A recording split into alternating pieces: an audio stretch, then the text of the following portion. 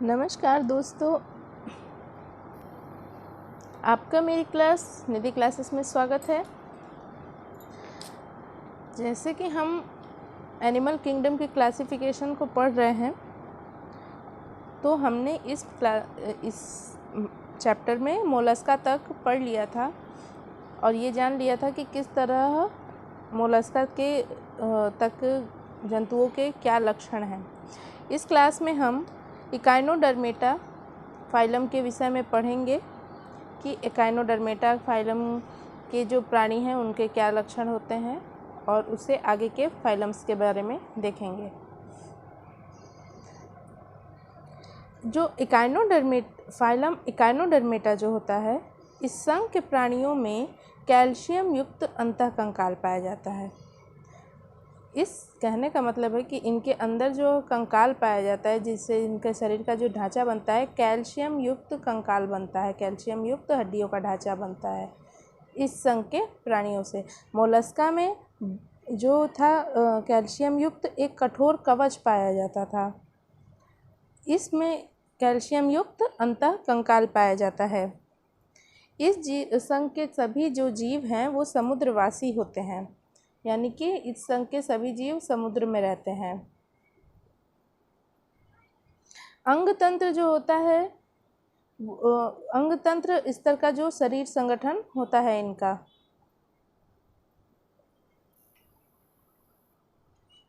इनमें जो वयस्क होते हैं उनमें अरीय सममिति पाई जाती है और जो लार्वा स्टेज होती है इसमें, उनमें क्या होता है, द्विपार्श्व सममिति पाई जाती है। ये इस संघ के सभी सदस्य त्रिकोरकीय तथा प्रगुही प्राणी होते हैं।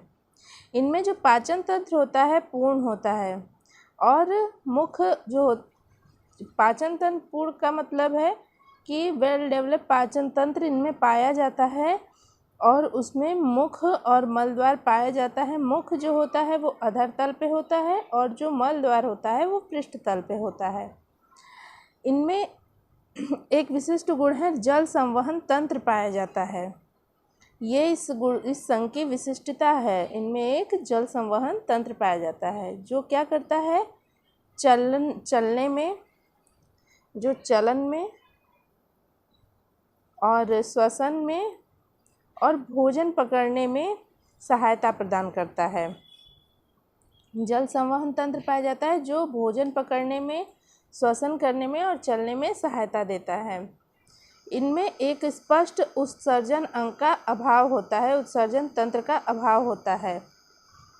इनमें लैंगिक जनन पाया जाता है और नर तथा मादा अलग अलग पाए जाते हैं। इनमें परिवर्धन अप्रत्यक्ष होता है,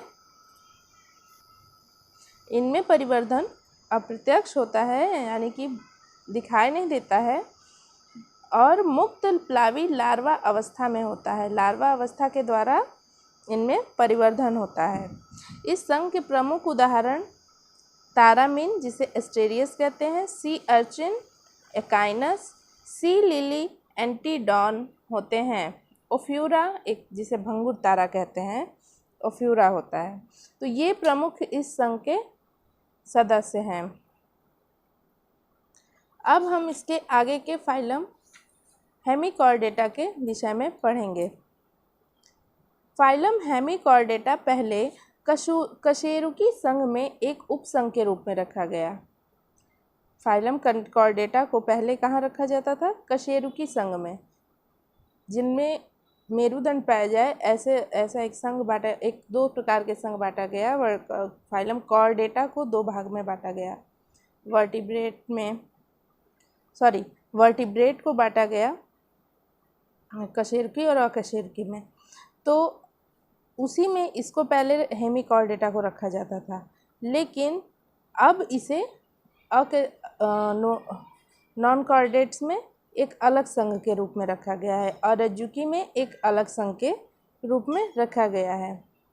हेमिकॉर्डेटा में क्या होता है, कॉलर क्षेत्र में अल्प विकसित संरचना होती है, जिसे क्या कहते हैं, स्टोमोकार्ड कहते हैं। कॉलर क्षेत्र में एक अल्प विकसित संरचना होती है जिसे स्टोमोकार्ड कहते हैं। जो किसके जैसी दिखाई देती है, पृष्ठ रज्जु के समान दिखाई देती है, पृष्ठ रज्जु के समान संरचना होती है। इस संघ के प्राणी जो होते हैं कृमि के आकार के होते हैं, कृमि के समान होते हैं और समुद्री जीव होते हैं, जिसका संगठन अंगतंत्र स्तर का होता है।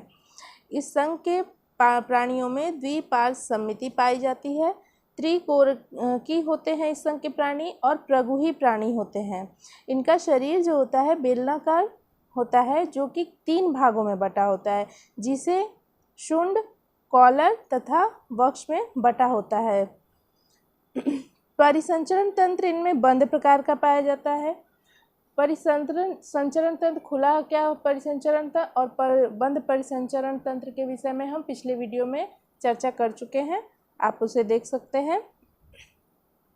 श्वसन क्लोम के द्वारा होता है और इनमें उत्सर्जी अंग पाया जाता है, जिसे शुंड ग्रंथि कहते हैं। शुंड ग्रंथि इसके उत्सर्जी अंग है। नर तथा मादा इनमें अलग अलग पाए जाते हैं। निषेचन इनमें बाह्य होता है और परिवर्धन जो होता है वो अप्रत्यक्ष होता है, जो कि टॉनेरिया लार्वा के द्वारा होता है। इस संघ के प्रमुख उदाहरण बेलानोग्लोसिस तथा सैकोग्लोसिस हैं। अब हम फाइलम कॉर्डेटा के विषय में समझते हैं। फाइलम कॉर्डेटा जो होता है, इसके 3 मूलभूत लक्षण क्या हैं? पृष्ठ रज्जु, पृष्ठ खोखली तंत्रिका रज्जु और क्लोम छिद्र। फाइलम कॉर्डेटा के प्राणियों के 3 ये मूलभूत लक्षण हैं, ये जरूर पाए जाते हैं। पृष्ठ रज्जु पाया जाता है और एक खोखली तंत्रिका रज्जु पाई जाती है, जो कहाँ पीठ पर होती है, पृष्ठ पर होती है, और क्लोम छिद्र पाए जाते हैं। इस सभी द्विपार्श्व सममित होते हैं, त्रिकोरकी होते हैं तथा प्रगुही होते हैं। इनमें जो अंगतंत्र स्तर होता है, अंगतंत्र स्तर का शरीर संगठन पाया जाता है।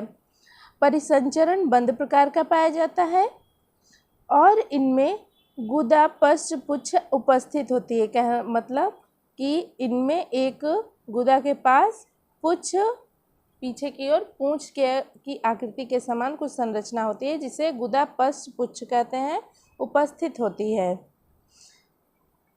इन्हें फाइलम कॉर्डेटा को 3 भागों में बांटा गया है। इससे पहले हम ये देख लेते हैं कि कॉर्डेटा और नॉन कॉर्डेटा में अंतर क्या होता है। कॉर्डेटा जो होते हैं उनमें नोटोकार्ड उपस्थित होता है, जबकि नॉन कॉर्डेटा में नोटोकार्ड अनुपस्थित होता है। नोटोकार्ड को ही पृष्ठ रज्जु कहते हैं। केंद्रीय तंत्रिका तंत्र इनमें और पृष्ठीय खोखला एवं अभी हमने ये पढ़ा, इनमें एक केंद्रीय तंत्रिका तंत्र पाया जाता है। तो जो केंद्रीय तंत्रिका तंत्र होता है वो क्या होता है कि खोखला होता है, लेकिन नॉन कॉर्डेटा में केंद्रीय तंत्रिका तंत्र ठोस होता है। हम इसे लिखना भूल गए हैं। जो केंद्रीय तंत्रिका तंत्र होता है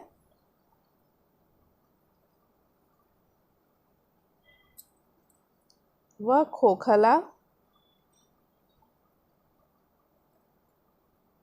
पृष्ठीय यानी पीठ पर पृष्ठीय और एकल होता है, एक होता है। इसमें क्या होता है, जो केंद्रीय तंत्रिका तंत्र होता है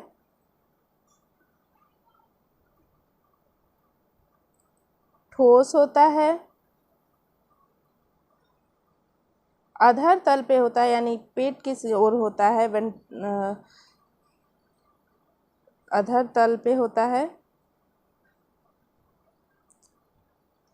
तथा दोहरा होता है। कॉर्डेटा में जो हृदय होता है वो अधर भाग में होता है, जबकि नॉन कॉर्डेटा में हृदय पृष्ठीय भाग में होता है। कॉर्डेटा में पूंछ उपस्थित होती है और नॉन कॉर्डेटा पे पूंछ अनुपस्थित होती है। ठीक इसी तरह कॉर्डेटा में क्लोम छिद्र उपस्थित होते हैं और नॉन कॉर्डेटा में क्लोम छिद्र अनुपस्थित होते हैं। तो ये फाइलम का कॉर्डेटा और नॉन कॉर्डेटा में अंतर हमने देख लिया। अब हम कॉर्डेटा के कितने भागों में बांटा गया है ये देखते हैं। कॉर्डेटा को 3 भाग में बांटा गया है, यूरोकॉर्डेटा, सिफेलोकॉर्डेटा और वर्टिब्रेटा। यूरोकॉर्डेटा जो होते हैं और सिफेलोकॉर्डेटा, इन दोनों को सामान्यतः प्रोटोकॉर्डेटा माना जाता है। प्रोटोकॉर्डेटा, प्रोटो मतलब पुराना, कॉर्डेटा ऐसे कॉर्डेटा जो पुराने हैं, तो प्रोटोकॉर्डेटा माना जाता है। ये तीनों ये सभी समुद्री प्राणी हैं जो प्रोटोकॉर्डेटा है। यूरोकॉर्डेटा में पृष्ठ रज्जु लार्वा की पूंछ में पाई जाती है। पृष्ठ रज्जु कहाँ पाई जाती है? केवल लार्वा की पूंछ में। जबकि सिफेलोकॉर्डेटा में पृष्ठ रज्जु सिर से पूंछ तक पाई जाती है। सिर से पूंछ तक पाई जाती है, जो क्या होता है, जीवन के अंत तक बनी रहती है। कशेरुकी संघ के प्राणियों में पृष्ठ रज्जु भ्रूणी अवस्था में पाई जाती है। वर्टिब्रेटा को ही कशेरुकी संघ कहा जाता है, इसे ही कशेरुकी संघ कहा जाता है। इनमें जो पृष्ठ रज्जु होती है वो भ्रूणी अवस्था में पाई जाती है। वयस्क अवस्था में जो पृष्ठ रज्जु होती है वो क्या होती है? अस्थिल हो जाती है या मेरुदंड के रूप में परिवर्तित हो जाती है। अस्थिल या अथवा उपास्थि मेरुदंड के रूप में, मेरुदंड यानी रीढ़ की हड्डी के रूप में परिवर्तित हो जाती है। कशेरुकी रज्जुकी भी है, किंतु सभी कशेरुकी जो ये वर्टिब्रेटा हैं ये कॉर्डेट्स हैं, लेकिन सभी जो कॉर्डेट हैं वो कशेरुकी नहीं होते हैं। जैसे कि वर्टिब्रेटा जितने भी होंगे वो सभी कॉर्डेट होंगे, लेकिन सभी कॉर्डेटा वर्टिब्रेटा नहीं होते हैं। यूरोकॉर्डेटा और सिफेलोकॉर्डेटा अलग है और वर्टिब्रेटा अलग है, तो ये याद रहे।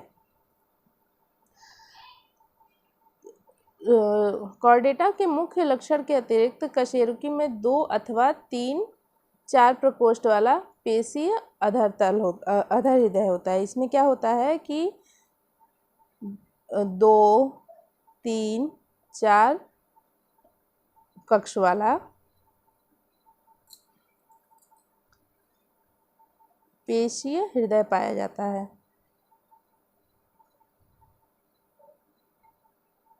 जो कहाँ पे रहता है? अधर भाग में रहता है।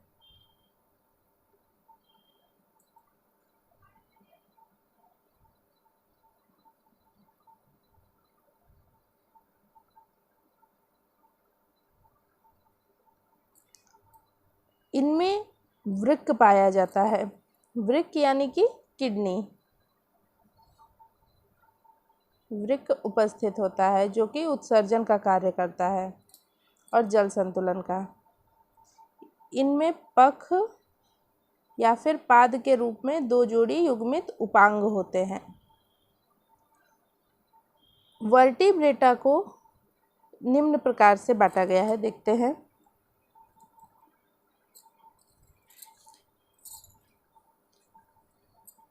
वर्टिब्रेटा को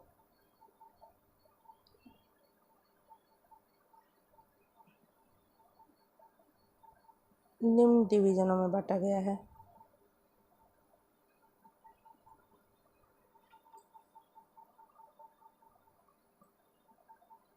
कॉर्डेटा तो फाइलम हो गया, अब ये सब फाइलम हो गया। ये डिवीज़न निम्न डिवीज़नों में बांटा गया है। अनैथोस्टोमेटा, अनैथोस्टोमेटा में तथा नैथोस्टोमेटा।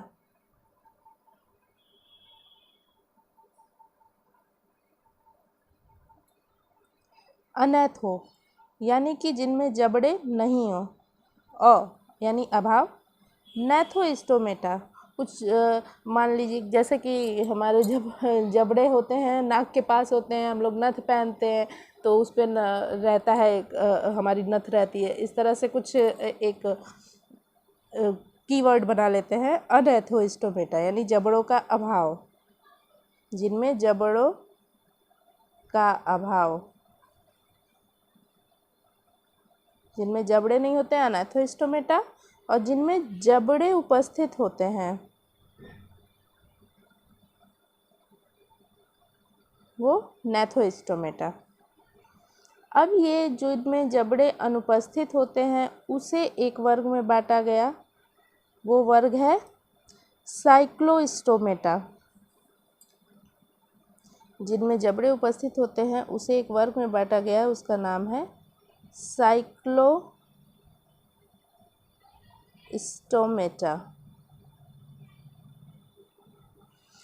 और नैथोस्टोमेटा को दो भाग में बांटा गया, दो वर्गों में। यहाँ पे लिख देते हैं, ये डिवीज़न है, ये दो डिवीज़न है, और यहाँ पे हम वर्ग में बांटेंगे यानी कि क्लास में, दो क्लास में बांटेंगे, जिसमें एक तो था पिसीस और एक था टेट्रापोडा।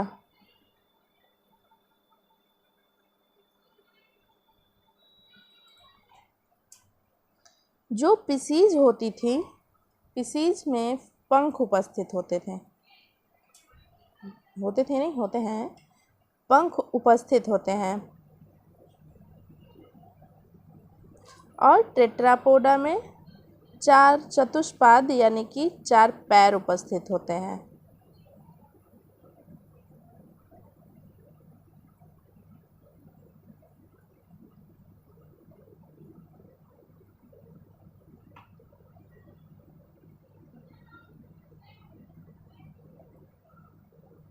टेट्रापोडा, टेट्रा मतलब चार, पोडा मतलब पैर, चार पैर उपस्थित होते हैं। पिसीज में पंख उपस्थित होते हैं। अब इनको भी दो वर्ग में बांटा गया है, दो सब क्लास में बांटा गया। वर्ग कॉन्ड्रिस्थीज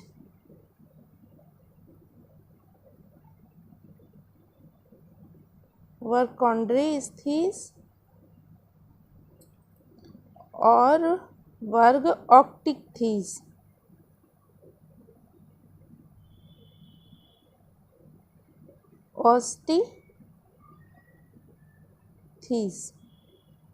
कॉन्ड्रिक्थीज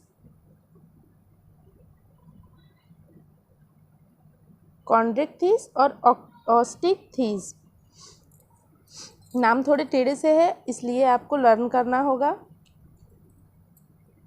अब जो टेट्रापोडा है, इसमें जिनमें चार पैर उपस्थित थे उन्हें रखा गया। तो वो चार पैर वाले कौन कौन थे? एम्फीबिया,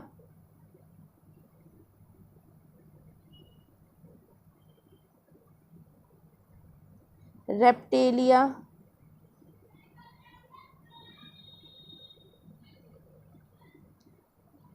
एवीज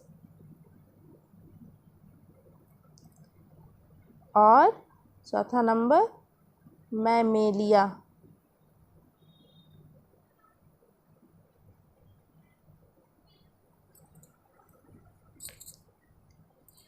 एम्फीबिया यानी कि उभयचर, रेप्टिलिया जो कि सरीसृप थे, एवीज में पक्षी आते हैं और मैमेलिया में स्तन वर्ग के प्राणी आते हैं। तो कॉर्डेटा को पहले तीन भागों में बांटा गया, यूरोकॉर्डेटा में, सिफेलोकॉर्डेटा में, वर्टिब्रेटा में। फिर उस वर्टिब्रेटा को दो डिवीज़न में बांटा गया, अनैथोस्टोमेटा और नैथोस्टोमेटा। जिनमें जबड़े पाए जाते थे वो नैथोस्टोमेटा होता था, और जिनमें जबड़े नहीं पाए जाते थे वो अनैथोस्टोमेटा होता था। फिर इस डिवीज़न को फिर से क्लास में डिवाइड किया गया, दो क्लास में डिवाइड किया गया। नैथोस्टोमेटा को जिन दो क्लास में, अनैथोस्टोमेटा को पहले देखते हैं। अनैथोस्टोमेटा को एक क्लास में डिवाइड किया जिसमें साइक्लोस्टोमेटा आता था, और अनैथोस्टोमेटा को साइक्लोस्टोमेटा में बांटा गया, और नैथोस्टोमेटा को दो वर्गों में बांटा गया जिसमें आता है पिसीज और टेट्रापोडा। पिसीज जिनमें पंख उपस्थित हो वो पिसीज, और टेट्रापोडा यानी कि जिनमें चार पैर उपस्थित हो। पिसीज को फिर से दो सब क्लास में बांटा गया। ये दो सब क्लास थी, क्या है? ये दो वर्ग हैं, कॉन्ड्रिक्थिस और ऑस्टिक्थिस। टेट्रापोडा को फिर 4 क्लास में बांटा गया, एम्फीबिया, रेप्टिलिया, एवीज और मेमेलिया। तो आज हमने फाइलम कॉर्डेटा के विषय में पढ़ा, फाइलम एकाइनोडर्मिटा के विषय में पढ़ा और फाइलम हेमिकॉर्डेटा के विषय में पढ़ा, और हमने कॉर्डेटा के क्लासिफिकेशन को अच्छे से जाना। नेक्स्ट क्लास में हम इन सब क्लासेस के विषय में पढ़ेंगे और उनके विषय में चर्चा करेंगे कि उनके प्राणियों के क्या लक्षण होते हैं और उनके क्या प्रमुख गुण होते हैं और उनमें किस में कौन से प्राणी आते हैं। आई होप आपको मेरा ये वीडियो पसंद आया होगा। अगर मेरे चैनल को अभी तक सब्सक्राइब नहीं किया है तो प्लीज़ सब्सक्राइब करें और मेरे पुराने वीडियोस को भी देखें। अगर आपको ये सेशन पसंद आया है, मेरी क्लास पसंद आई है, तो उसे प्लीज़ लाइक करें और शेयर करें और कमेंट करना ना भूलें। Thanks for watching.